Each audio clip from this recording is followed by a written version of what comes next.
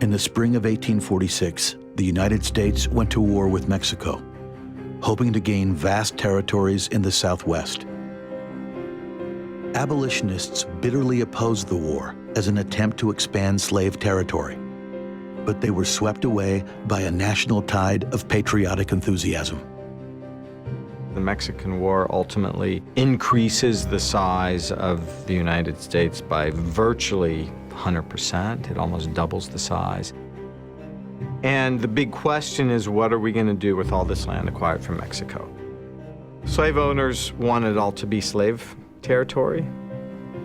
Anti-slavery Northerners all wanted it to be free territory. The Mexican War unshucked slavery. It just took it out of its shell. All those efforts to contain this issue couldn't work anymore.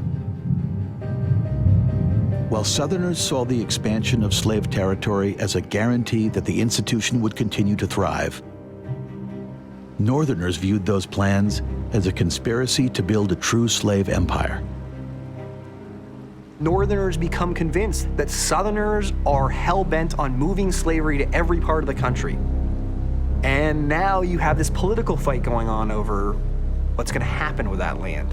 And that becomes very, very divisive very quickly.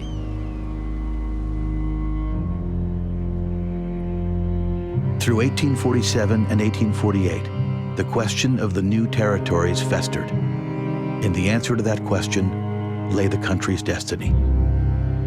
In the fall of 1850, the country stepped back from the brink when Congress adopted what became known as the Great Compromise. In return for allowing California to join the Union as a free state, Southerners were granted the prospect of someday forming slave states in Utah and New Mexico. But for Northerners, the most galling provision in the compromise was the Fugitive Slave Law.